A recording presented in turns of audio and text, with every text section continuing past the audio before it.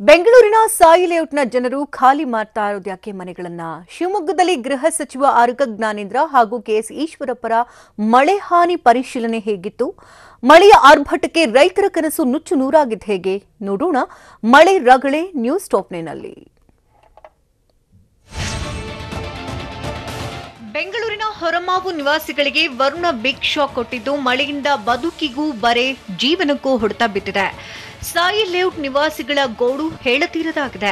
ಸಾಯಿ ಲೇಔಟ್ನಲ್ಲಿ ಮನೆಗಳು ಕಂಪ್ಲೀಟ್ ಖಾಲಿಯಾಗಿದ್ದು ಮನೆಗಳ ಮುಂದೆ ಟೂಲೆಟ್ ಬೋರ್ಡ್ ಹಾಕಿದ್ದಾರೆ. ಬಾಡಿಗೆದಾರರು ಮಳೆಯಿಂದಾಗಿ ಮನೆ ಖಾಲಿ ಮಾಡ್ತಾ ಇದ್ದು ಭೋಗ್ಯಕ್ಕೂ ಕೂಡ ಯಾರೂ ಬರ್ತಿಲ್ಲ. ಮಳೆ ಅವಾಂತರಕ್ಕೆ ಕಂಗಾಲಾಗಿರುವಂತಹ ಮನೆ ಮಾಲೀಕರು ಮನೆ ಖಾಲಿ ಮಾಡಿ ಪಕ್ಕದ ಏರಿಯಾಗಳಿಗೆ ಶಿಫ್ಟ್ ಆಗ್ತಿದ್ದಾರೆ.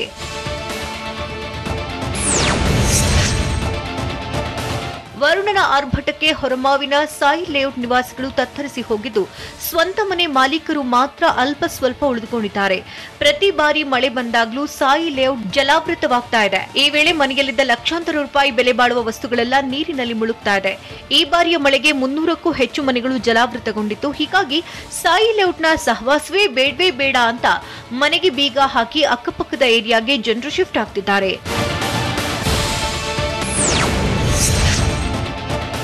ಸಾಯಿ ಲೇಔಟ್ನ ನಿವಾಸಿಗಳು ವರುಣನ ಆರ್ಭಟಕ್ಕೆ ತತ್ತರಿಸಿದ್ದು ಟಿವಿ9 ಬಳಿ ಸಾಯಿ ಲೇಔಟ್ನಲ್ಲಿ ವಾಸವಿರೋ ಬಾಡಿಗೆ ಮನೆಯವರು ಅಳಲು ತೋಡ್ಕೊಂಡಿದ್ದಾರೆ. ನಾವು 15 ವರ್ಷದಿಂದ ಇಲ್ಲೇ ಇದ್ದೇವೆ. ಇದು 3ನೇ ಸಲ ನೀರು ನುಗ್ಗಿದೆ. ನಾವು ಇನ್ನಂತೂ ಇಲ್ಲಿ ಇರುವುದಿಲ್ಲ. 4-5 ದಿನದಲ್ಲಿ ಜಾಗ ಖಾಲಿ ಮಾಡ್ತೀವಿ.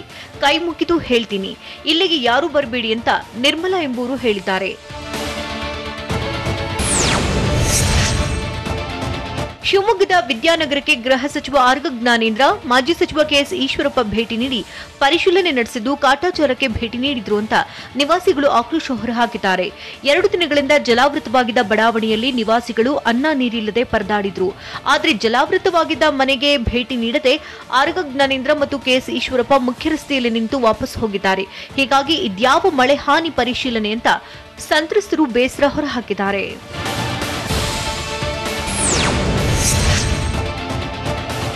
ನಿರಂತರ ಮಳೆಯಿಂದ ಸಿಂಗಟಾಲೂರು ಬ್ಯಾರೇಜ್ ಭರ್ತಿಯಾಗಿದೆ. ಗದಗ ಜಿಲ್ಲೆಯ ಮುಂಡರಗಿ ತಾಲೂಕಿನ ಸಿಂಗಟಾಲೂರು ಬ್ಯಾರೇಜ್ನ 24 ಗೇಟ್ಗಳ ಪೈಕಿ 17 ಗೇಟ್ಗಳನ್ನು ಓಪನ್ ಮಾಡಲಾಗಿದೆ.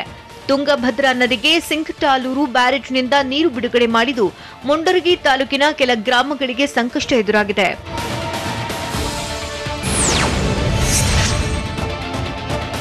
ಗದಗ ಜಿಲ್ಲೆಯ ಹಲವೆಡೆ ಭಾರೀ ಮಳೆಯಿಂದ ಅವಾಂತರವಾಗಿದ್ದು ಹಮ್ಮಿಗಿ ಗುಮ್ಮಗೋಳ ಮಾರ್ಗದಲ್ಲಿರುವ ಸೇತುವೆ ಜಲಾವೃತವಾಗಿದೆ. ಮುಂಡರಗಿ ತಾಲೂಕಿನ ಹಮ್ಮಿಗಿ ಬಳಿ ಇರುವ ಸೇತುವೆ ಮುಳುಗಡೆಯಾಗಿದೆ. ಸಿಂಗಟಾಲೂರು ಬ್ಯಾರೇಜ್ ಭರ್ತಿ ಹಿನ್ನೆಲೆಯಲ್ಲಿ ಸೇತುವೆ ಮೇಲೆ ನೀರು ಹರಿತಾ ಇದೆ. ಹೀಗಾಗಿ ಗುಮ್ಮಗೋಳ ಗ್ರಾಮಸ್ಥರು ಸಂಚಾರಕ್ಕೆ ಪರದಾಡ್ತಿದ್ದಾರೆ.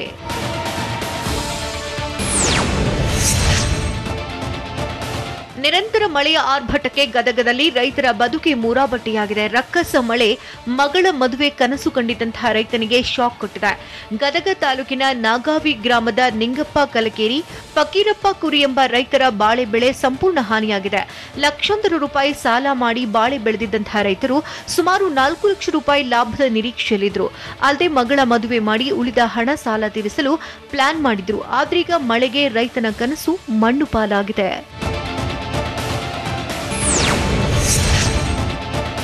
ವಿಜಯಪುರದಲ್ಲಿ ಭಾರೀ ಮಳೆಗೆ ಶೇಂಗಾ ಬೆಳೆ ನಾಶವಾಗಿದೆ. ವಿಜಯಪುರ ಜಿಲ್ಲೆಯ ತಾಳಿಕೋಟೆ ತಾಲೂಕಿನ ಮಸಕನಾಳ ಗ್ರಾಮದಲ್ಲಿ ಡೋನಿ ನದಿ ತಟದಲ್ಲಿ ಶೇಂಗಾ ಬೆಳೆ ನೀರು ಪಾಲಾಗಿದೆ. 50,000 ರೂಪಾಯಿ ಖರ್ಚು ಮಾಡಿ 4 ಎಕರೆಯಲ್ಲಿ ಶೇಂಗಾ ಬೆಳೆದಿದ್ರು. ಆದ್ರೀಗ ಮಳೆಗೆ ಬೆಳೆ ಹಾನಿಯಾಗಿದ್ದು ಸೂಕ್ತ ಪರಿಹಾರ ನೀಡುವಂತೆ ರೈತ ಗುರುನಾಥ ರೆಡ್ಡಿ ಮನವಿ ಮಾಡಿದ್ದಾರೆ.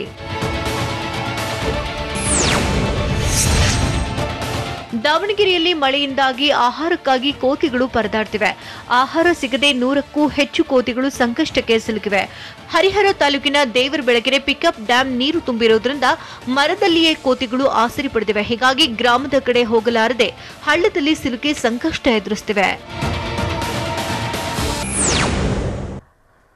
ಮಳೆ ನೀರಲ್ಲಿ ಮುಳುಗಿದ್ದ ಶಿವಮೊಗ್ಗದ ವಿದ್ಯಾನಗರದ ನಿವಾಸಿಗಳು ನಿಟ್ಟುಸಿರು ಬಿಟ್ಟಿದ್ದು ಹೇಗೆ?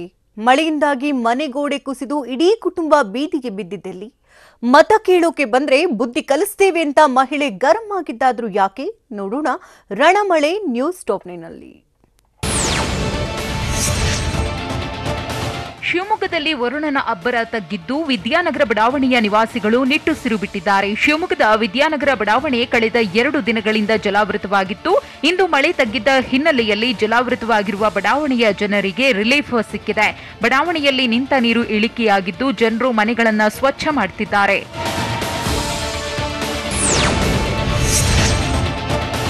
ಶಿವಮೊಗ್ಗದ ವಿದ್ಯಾನಗರ ನಿವಾಸಿಗಳು ರಾಜಕಾರಣಿಗಳು ಅಧಿಕಾರಿಗಳ ವಿರುದ್ಧ ಆಕ್ರೋಶ ಹೊರಹಾಕಿದ್ದಾರೆ.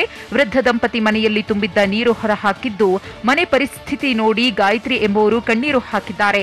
ಪ್ರತಿ ವರ್ಷ ಮಳೆ ಬಂದು ಅವಾಂತರವಾಗ್ತಿದೆ. 2 ದಿನಗಳ ಕಾಲ ಕುಡಿಯಲು ನೀರು, ತಿನ್ನಲು ಆಹಾರ ಇಲ್ಲದೆ ಪರದಾಡಿದ್ದೇವೆ.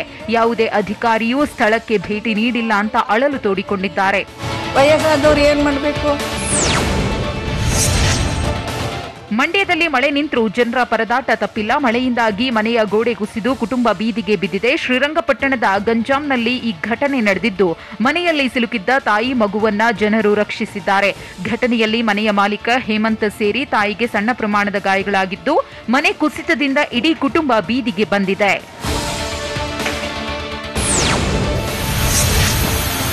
ಬಾಗಲಕೋಟೆಯಲ್ಲಿ ನಿರಂತರವಾಗಿ ಸುರಿದ ಭಾರೀ ಮಳೆಯಿಂದಾಗಿ ಜನಜೀವನ ಅಸ್ತವ್ಯಸ್ತವಾಗಿದೆ. 114 ಮನೆಗಳಿಗೆ ಭಾಗಶಃ ಹಾನಿಯಾಗಿದ್ದು 1 ಮನೆಗೆ ಸಂಪೂರ್ಣ ಹಾನಿಯಾಗಿದೆ. ವರುಣನ ಅಬ್ಬರಕ್ಕೆ ಮುಧೋಳ್ ತಾಲೂಕಿನ ಮಿರ್ಜಿ ಸೇತುವೆ ಜಲಾವೃತವಾಗಿದ್ದು ಸಂಚಾರ ಕಡಿತವಾಗಿದೆ. ರಬಕವಿ ಬನಹಟ್ಟಿ ತಾಲೂಕಿನ ಢವಳೇಶ್ವರ ಸೇತುವೆ ಮುಳುಗಿದೆ.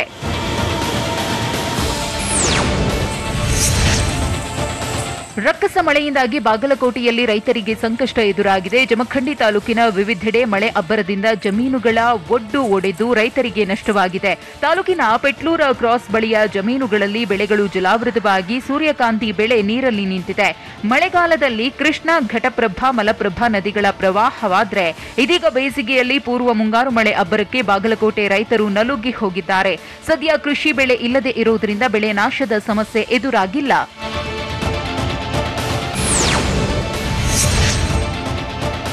ನಿರಂತರ ಮಳೆ ಮತ್ತು ಗಾಳಿಯ ಅಬ್ಬರಕ್ಕೆ ಮನೆ ಮೇಲೆ ಮರದ ಕೊಂಬೆ ಮುರಿದು ಬಿದ್ದು ಮನೆಗೆ ಹಾನಿಯಾಗಿದೆ. ಉತ್ತರ ಕನ್ನಡ ಜಿಲ್ಲೆ ಕುಮಟಾ ತಾಲೂಕಿನ ಗೋಕರ್ಣದಲ್ಲಿ ಘಟನೆ ನಡೆದಿದೆ. ಗ್ರಾಮ ಪಂಚಾಯಿತಿ ಪೌರಕಾರ್ಮಿಕ ಕಾಂತೇಶ್ ಎಂಬುವರ ಮನೆ ಮೇಲೆ ಮರದ ಕೊಂಬೆ ಬಿದ್ದಿದೆ. ಘಟನೆಯಲ್ಲಿ ಅದೃಷ್ಟವಶಾತ್ ಯಾವುದೇ ಪ್ರಾಣಾಪಾಯವಾಗಿಲ್ಲ.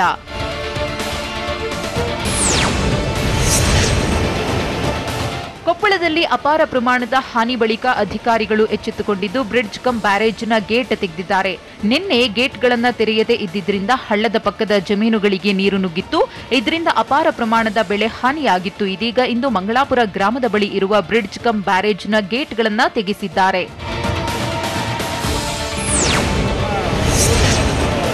ಬೆಳೆ ಹಾನಿ ಪ್ರದೇಶಕ್ಕೆ ಜನಪ್ರತಿನಿಧಿಗಳು ಭೇಟಿ ನೀಡದೆ ನಿರ್ಲಕ್ಷ್ಯ ತೋರಿದ್ದಕ್ಕೆ ಕೊಪ್ಪಳ ತಾಲೂಕಿನ ಮಂಗಳಾಪುರದಲ್ಲಿ ಮಹಿಳೆ ಆಕ್ರೋಶ ಹೊರಹಾಕಿದ್ದಾರೆ. ಗ್ರಾಮದಲ್ಲಿ ಮತ ಕೇಳೋಕೆ ಬಂದ್ರೆ ನಿಮಗೆ ಬುದ್ಧಿ ಕಲಿಸ್ತೀವಿ ಅಂತ ಗರಂ ಆಗಿದ್ದಾರೆ. ಬ್ರಿಡ್ಜ್ ಕಮ್ ಬ್ಯಾರೇಜ್ ಗೇಟ್ಗಳು ತೆರೆಯದ ಹಿನ್ನೆಲೆಯಲ್ಲಿ ಅಪಾರ ಪ್ರಮಾಣದ ನೀರು ಜಮೀನಿಗೆ ನುಗ್ಗಿ ಬೆಳೆ ಹಾನಿಯಾಗಿತ್ತು. ಇದೀಗ ಮಹಿಳೆ ಆಕ್ರೋಶ ಹೊರಹಾಕಿದ್ದು ಸಾಮಾಜಿಕ ಜಾಲತಾಣದಲ್ಲಿ ವಿಡಿಯೋ ವೈರಲ್ ಆಗಿದೆ. ಇನ್ನು ಕೊಪ್ಪಳ ಡಿಸಿಗೆ ಕರೆ ಮಾಡಿ ಸ್ಥಳೀಯರು ಅಳಲು ತೋಡಿಕೊಂಡಿದ್ದು ಕಳೆದ ಬಾರಿಯೂ ಸರ್ಕಾರ ಪರಿಹಾರ ನೀಡಿಲ್ಲ ಅಂತ ಆಕ್ರೋಶ ವ್ಯಕ್ತಪಡಿಸಿದ್ದಾರೆ.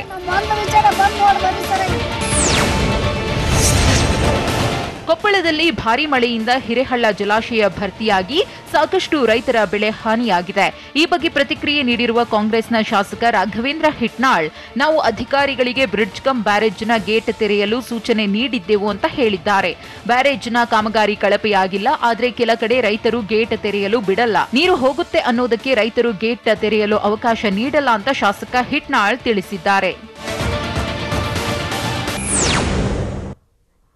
ಭಾರೀ ಮಳೆಗೆ ಗದಗ, ದಾವಣಗೆರೆಯಲ್ಲಿ ಏನೆಲ್ಲ ಅವಾಂತರಗಳು ಸೃಷ್ಟಿಯಾಗಿದೆ? ಶಾಸಕ ರೇಣುಕಾಚಾರ್ಯ ಸಂತ್ರಸ್ತರಿಗೆ ಮಾಡಿದ ಧನ ಸಹಾಯ ಎಷ್ಟು? 5 ದಶಕಗಳ ಬಳಿಕ ಕೋಡಿ ಬಿದ್ದ ಕೆರೆ ಯಾವುದು ಅಂತ ನೋಡೋಣ. ವರುಣಾಘಾತ ನ್ಯೂಸ್ ಟಾಪ್ 9ನಲ್ಲಿ. ಗದಗ ಜಿಲ್ಲೆಯಲ್ಲಿ ನಿರಂತರವಾಗಿ ಸುರಿದ ಮಳೆಯಿಂದ ಅಪಾರ ಪ್ರಮಾಣದ ಬೆಳೆ ಹಾನಿಯಾಗಿದೆ. ಶಿರಹಟ್ಟಿ ಮತ್ತು ಲಕ್ಷ್ಮೇಶ್ವರ ಭಾಗದಲ್ಲಿ ವರುಣನ ಅಬ್ಬರಕ್ಕೆ ಜನ ಬೆಚ್ಚಿ ಬಿದ್ದಿದ್ದಾರೆ. ನಿರಂತರವಾಗಿ ಸುರಿದ ಮಳೆಯಿಂದ ನೂರಾರು ಮನೆಗಳಿಗೆ ಹಾನಿಯಾಗಿ ಸಾಕಷ್ಟು ಅವಾಂತರ ಸೃಷ್ಟಿಯಾಗಿದೆ.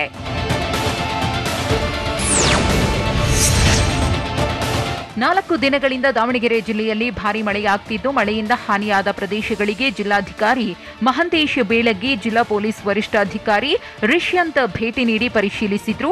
4 ದಿನಗಳ ಕಾಲ ಸುರಿದ ಮಳೆಗೆ ಜಿಲ್ಲೆಯಲ್ಲಿ ಭಾರೀ ಹಾನಿಯಾಗಿದೆ. ಮಳೆಯಿಂದಾಗಿ 30 ಮನೆ ಸಂಪೂರ್ಣ ಕುಸಿದು ಬಿದ್ದಿದ್ದು 167 ಮನೆಗಳಿಗೆ ಹಾನಿಯಾಗಿದೆ. 3 ಜಾನುವಾರು ಸಾವನ್ನಪ್ಪಿದ್ರೆ 1 ಸರ್ಕಾರಿ ಶಾಲೆ ಕುಸಿತ ಕಂಡಿದೆ. 41 ವಿದ್ಯುತ್ ಕಂಬಗಳು ಧರೆಗುರುಳಿವೆ. ಅಲ್ಲದೆ ಮಳೆಯಿಂದ 2632.98 ಹೆಕ್ಟೇರ್ ಪ್ರದೇಶದ ಬೆಳೆ ಹಾನಿಯಾಗಿದೆ ಅಂತ ಜಿಲ್ಲಾಧಿಕಾರಿ ಮಹಂತೇಶ್ ಬೇಳಗಿ ಮಾಹಿತಿ ನೀಡಿದ್ದಾರೆ.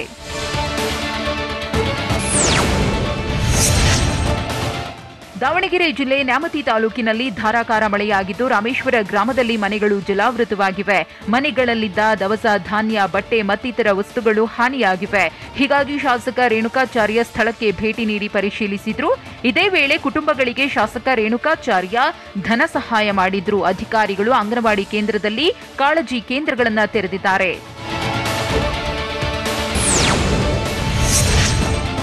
ಭಾರೀ ಮಳೆಯಿಂದಾಗಿ ದಾವಣಗೆರೆ ಜಿಲ್ಲೆಯ ಹಳ್ಳಗಳು ತುಂಬಿ ಹರಿತಾ ಇದೆ. ಹರಿಹರ ತಾಲೂಕಿನ ಬ್ಯಾಲಹಳ್ಳಿ ಹಳ್ಳಕ್ಕೆ ಭರ್ಜರಿ ನೀರು ಬಂದಿದ್ದು ನದಿಯಂತೆ ತುಂಬಿ ಹರಿತಾ ಇದೆ.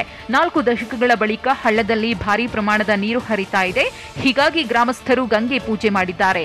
ಬ್ಯಾಲಹಳ್ಳಿ ಹಳ್ಳದ ನೀರು ತುಂಗಭದ್ರಾ ನದಿಗೆ ಸೇರಲಿದ್ದು ಬಾಳೆ, ಅಡಿಕೆ, ಎಲೆಬಳ್ಳಿ, ಭತ್ತದ ಬೆಳೆ ನೀರು ಪಾಲಾಗಿದೆ.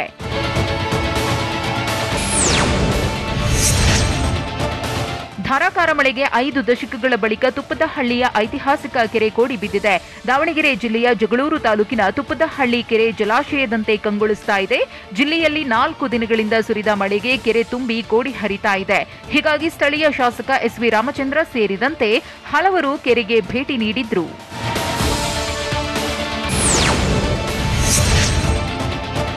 ಚಿಕ್ಕಬಳ್ಳಾಪುರ ಜಿಲ್ಲೆಯಲ್ಲಿ ಭಾರೀ ಮಳೆಯಿಂದಾಗಿ 100 ಎಕರೆ ಬೆಳೆ ನಾಶವಾಗಿದೆ. ದ್ರಾಕ್ಷಿ, ಮಾವು, ಬಾಳೆ, ಟೊಮೆಟೊ, ಬೀನ್ಸ್ ಬೆಳೆ ನಾಶವಾಗಿರುವುದಾಗಿ ತೋಟಗಾರಿಕೆ ಇಲಾಖೆ ಪ್ರಭಾರಿ ಉಪನಿರ್ದೇಶಕ ರಮೇಶ್ ಮಾಹಿತಿ ನೀಡಿದ್ದಾರೆ.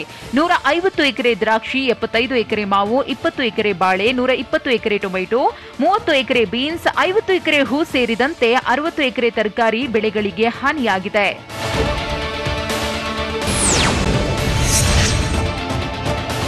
ಧಾರಾಕಾರ ಮಳೆಗೆ ಚಿಕ್ಕಬಳ್ಳಾಪುರದಲ್ಲಿ ಚೆಂಡು ಹೂ ಹಾಳಾಗಿದ್ದು ರೈತ ಮಹಿಳೆ ಕಣ್ಣೀರಿಟ್ಟಿದ್ದಾರೆ. ತಾಲೂಕಿನ ಪಟ್ರೇನಹಳ್ಳಿ ಗ್ರಾಮದಲ್ಲಿ ಕಟಾವಿಗೆ ಬಂದಿದ್ದ ಚೆಂಡು ಹೂ ಮಳೆ ನೀರಿಗೆ ತೋಟದಲ್ಲೇ ಕೊಳೆಯುತ್ತಿದೆ. ಹೀಗಾಗಿ ಬಡತನದಲ್ಲೂ 60,000 ರೂಪಾಯಿ ಬಂಡವಾಳ ಹಾಕಿದ್ದ ರೈತ ಕುಟುಂಬ ಕಂಗಾಲಾಗಿದೆ. ಮಳೆ ಹಾನಿ ಕಂಡು ಊಟನೂ ಮಾಡ್ತಾ ಇಲ್ಲ. ತೋಟದ ಬಳಿ ಬಂದ್ರೆ ಹೊಟ್ಟೆಯಲ್ಲಿ ಸಂಕಟ ಆಗುತ್ತೆ. ನಮ್ಮ ಗೋಳನ್ನ ಯಾರಿಗೆ ಹೇಳುವುದು ಅಂತ ರೈತ ಮಹಿಳೆ ಮಂಜುಳಾ ಅಳಲು ತೋಡಿಕೊಂಡಿದ್ದಾರೆ.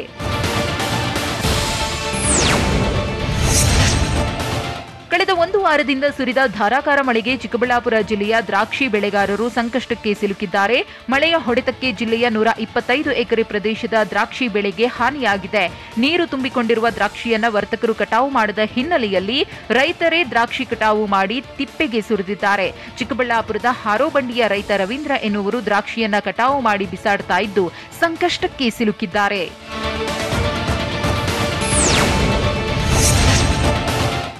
ಬೆಂಗಳೂರು ಸೇರಿದಂತೆ ರಾಜ್ಯಾದ್ಯಂತ ಮಳೆ ಅಬ್ಬರಿಸ್ತಾ ಇದ್ದು ಇನ್ನೂ 3 ದಿನ ಮಳೆಯಾಗುವ ಸಾಧ್ಯತೆ ಇದೆ.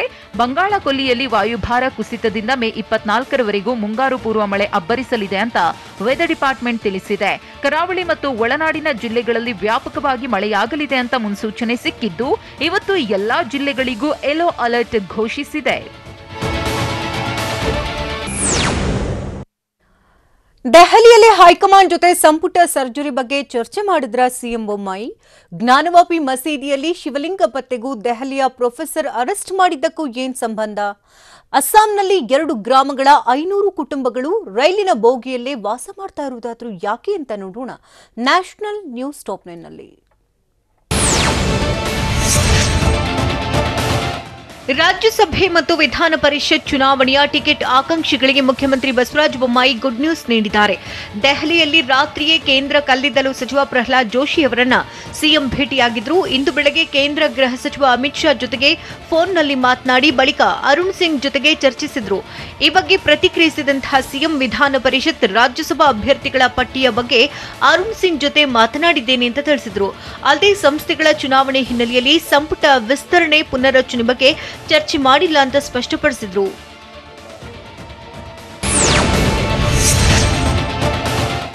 ದೆಹಲಿಯಲ್ಲಿ ಗೋಕಾಕ್ ಶಾಸಕ ರಮೇಶ್ ಜಾರಕಿಹೊಳಿ ಬೀಡು ಬಿಟ್ಟಿದ್ದಾರೆ. ದೆಹಲಿಯಲ್ಲಿ ಇಂದು ಬೆಳಗ್ಗೆ ಕರ್ನಾಟಕ ಭವನದಲ್ಲಿ ಸಿಎಂ ಬಸವರಾಜ ಬೊಮ್ಮಾಯಿ ಅವರನ್ನ ಭೇಟಿಯಾಗಿ ಮಾತುಕತೆ ನಡೆಸಿದ್ದಾರೆ. ತಮಗೆ ಮತ್ತೆ ಸಚಿವ ಸ್ಥಾನ ನೀಡುವಂತೆ ದೆಹಲಿಯಲ್ಲಿ ರಮೇಶ್ ಜಾರಕಿಹೊಳಿ ಲಾಬಿ ನಡೆಸಿದ್ದಾರೆ. ವಾರಣಾಸಿಯ ಜ್ಞಾನವಾಪಿ ಮಸೀದಿಯಲ್ಲಿ ಶಿವಲಿಂಗ ಪತ್ತೆಯಾದ ಬಗ್ಗೆ ಆಕ್ಷೇಪಾರ್ಹ ಮತ್ತು ನಿಂದನಾತ್ಮಕ ಪೋಸ್ಟ್ ಅನ್ನು ಸೋಷಿಯಲ್ ಮೀಡಿಯಾದಲ್ಲಿ ಹಾಕಿದ್ದ ಪ್ರೊಫೆಸರ್ನನ್ನ ಬಂಧಿಸಲಾಗಿದೆ.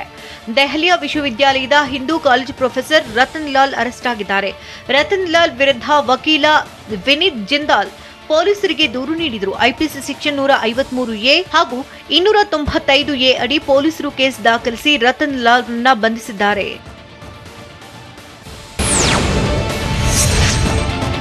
ಅಸ್ಸಾಂ ರಾಜ್ಯದಲ್ಲಿ ಪ್ರವಾಹದ ಸಂಕಷ್ಟ ಮುಂದುವರೆದಿದೆ. ಜಮುನಾಮುಖ ಜಿಲ್ಲೆಯಲ್ಲಿ 2 ಗ್ರಾಮದ 500 ಕುಟುಂಬಗಳು ರೈಲ್ವೆ ಬೋಗಿಗಳಲ್ಲಿ ದಿನ ಕಳೀತಾ ಇವೆ. ಗ್ರಾಮಗಳು ಜಲಾವೃತವಾಗಿರುವುದರಿಂದ ಇದೀಗ ರೈಲ್ವೆ ಬೋಗಿಗಳಲ್ಲಿ ಆಶ್ರಯ ಪಡೆದಿದ್ದಾರೆ. ಚಂಗುಜರಾಯಿ, ಪತಿಯಾಪತ್ತಾರ್ ಗ್ರಾಮಗಳ ಜನರು ರೈಲ್ವೆ ಬೋಗಿಗಳಲ್ಲಿ ವಾಸ ಮಾಡುತ್ತಿದ್ದಾರೆ.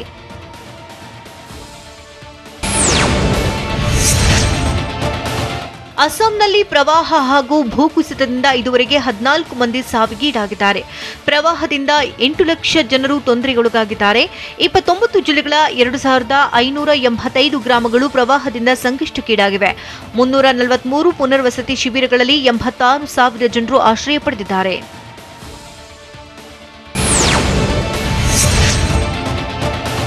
ಕಾಂಗ್ರೆಸ್ ಪಕ್ಷದ ನಾಯಕ ನವಜೋತ್ ಸಿಂಗ್ ಸಿಧು ಇದೀಗ ಖೈದಿ ನಂಬರ್ 2,41,383 ಪಂಜಾಬ್ನ ಪಟಿಯಾಲಾ ಜೈಲಿನ ಬ್ಯಾರಕ್ ನಂಬರ್ನಲ್ಲಿ ನವಜೋತ್ ಸಿಂಗ್ ಸಿಧು ಬಂಧಿಯಾಗಿದ್ದಾರೆ. ಪಟಿಯಾಲಾದ ಇದೇ ಜೈಲಿನಲ್ಲಿ ಸಿಧು ವೈರಿ ಬಿಕ್ರಮ್ ಸಿಂಗ್ ಮಜಿತಯಾ ಕೂಡ ಇದ್ದಾರೆ. ಡ್ರಗ್ಸ್ ಪ್ರಕರಣದಲ್ಲಿ ಬಿಕ್ರಮ್ ಸಿಂಗ್ ಮಜಿತಯಾ ಬಂಧನಕ್ಕೆ ಒಳಗಾಗಿ ಜೈಲು ಸೇರಿದ್ದಾರೆ. ಅಮೃತಸರ ಪೂರ್ವ ಕ್ಷೇತ್ರದಲ್ಲಿ ಪರಸ್ಪರರ ವಿರುದ್ಧ ಸ್ಪರ್ಧಿಸಿದಂತಹ ಇಬ್ಬರು ಇದೀಗ ಒಂದೇ ಜೈಲು ಸೇರಿದ್ದಾರೆ.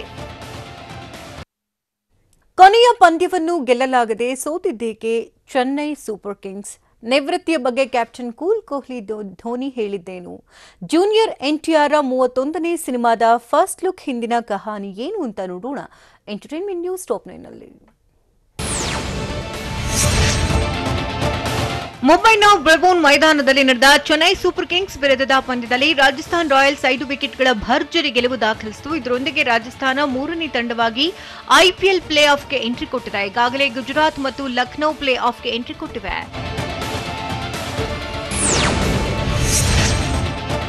ಸಿಎಸ್ಕೆ ತಂಡದ ನಾಯಕ ಮಹೇಂದ್ರ ಸಿಂಗ್ ಧೋನಿಗೆ ಈ ಸೀಸನ್ ಕೊನೆ ಐಪಿಎಲ್ ಅನ್ನುವಂತಹ ಸುದ್ದಿ ಹರಿದಾಡ್ತಾ ಇದೆ. ಆದ್ರೀಗ ಸ್ಪಷ್ಟನೆ ನೀಡಿರುವಂತಹ ಮಾಹಿ ಸದ್ಯಕ್ಕೆ ನಿವೃತ್ತಿಯಾಗಲ್ಲ ಎಂದಿದ್ದಾರೆ. ಚೆನ್ನೈನಲ್ಲಿ ಸಿಎಸ್ಕೆ ಅಭಿಮಾನಿಗಳೆದುರು ವಿದಾಯ ಹೇಳದಿದ್ರೆ ಅರ್ಥವಿರುವುದಿಲ್ಲ ಎಂದಿದ್ದಾರೆ. ಇದರೊಂದಿಗೆ ಮುಂದಿನ ಸೀಸನ್ ಅಲ್ಲೂ ಧೋನಿ ಸಿಎಸ್ಕೆ ತಂಡವನ್ನ ಮುನ್ನಡೆಸಲಿದ್ದಾರೆ.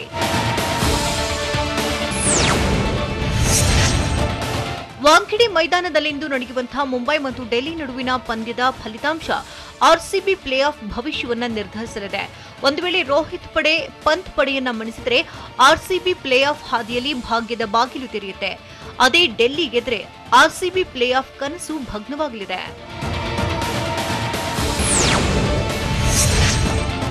ಗುಜರಾತ್ ಟೈಟಾನ್ಸ್ ವಿರುದ್ಧ 8 ವಿಕೆಟ್ಗಳ ಭರ್ಜರಿ ಗೆಲುವು ದಾಖಲಿಸಿದ ಬಳಿಕ ಆರ್ಸಿಬಿ ಆಟಗಾರರು ಡ್ರೆಸ್ಸಿಂಗ್ ರೂಮ್ನಲ್ಲಿ ಸಂಭ್ರಮಾಚರಣೆ ಮಾಡಿದ್ದಾರೆ. ನಾಯಕ ಡೂಪ್ಲೆಸಿಸ್ ಸೇರಿದಂತೆ ಆರ್ಸಿಬಿ ಆಟಗಾರರು ವಿಕ್ಟರಿ ಸಾಂಗ್ ಹಾಡಿ ಎಂಜಾಯ್ ಮಾಡಿದ್ದಾರೆ.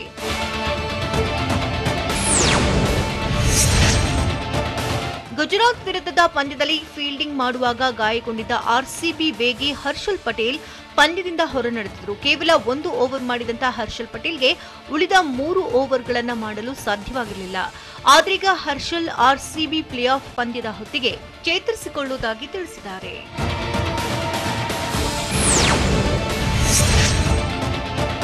Tollywood Young tiger junior NTR ಅಭಿನಯದ 31ನೇ ಸಿನಿಮಾದ ಫಸ್ಟ್ ಲುಕ್ ರಿವೀಲ್ ಮಾಡಿದೆ ಚಿತ್ರತಂಡ.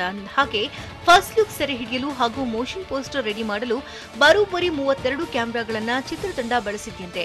ಪ್ರಶಾಂತ್ ನೀಲ್ ಆಕ್ಷನ್ ಕಟ್ ಹೇಳ್ತಾ ಇರುವಂತಹ ಸಿನಿಮಾ ಇದಾಗಿದ್ದು ಸದ್ಯ ಸಿನಿಮಾದ ಬಗ್ಗೆ ಕುತೂಹಲ ಹೆಚ್ಚಾಗಿದೆ.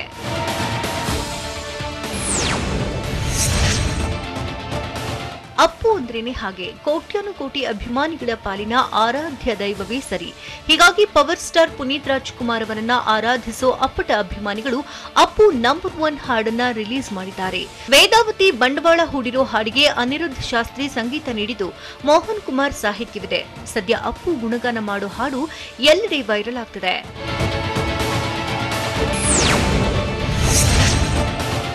ವಾಸಂತಿ ನಲಿದಾಗ ಅನ್ನೋ ಚಿತ್ರದಲ್ಲಿ ರೋಹಿತ್ ಶ್ರೀಧರ್, ಭಾವನಾ ಶ್ರೀನಿವಾಸ್, ಜೀವಿತಾ ವಸಿಷ್ಠ ಸೇರಿದಂತೆ ಹಲವು ಕಲಾವಿದರ ದಂಡು ಸಿನಿಮಾದಲ್ಲಿದೆ. ಪ್ರೀತಿಯ ಜೊತೆ ಜವಾಬ್ದಾರಿ ಇರಬೇಕು ಅನ್ನೋ ಸಂದೇಶ ಇರುವಂತಹ ಸಿನಿಮಾ ಆಗಿದೆ. ಅಂದಹಾಗೆ ಇದೊಂದು ಪ್ರೇಮ ಕಥೆ ಜೊತೆಗೆ ಫ್ಯಾಮಿಲಿ ಎಂಟರ್ಟೈನ್ಮೆಂಟ್ ಡ್ರಾಮಾ ಆಗಿದೆ. ಸಾಯಿ ಕುಮಾರ್ ಕೂಡ ಪ್ರಮುಖ ಪಾತ್ರದಲ್ಲಿದ್ದು ರವೀಂದ್ರ ಆಕ್ಷನ್ ಕಟ್ ಹೇಳಿರುವಂತಹ ಸಿನಿಮಾ ಇದಾಗಿದೆ.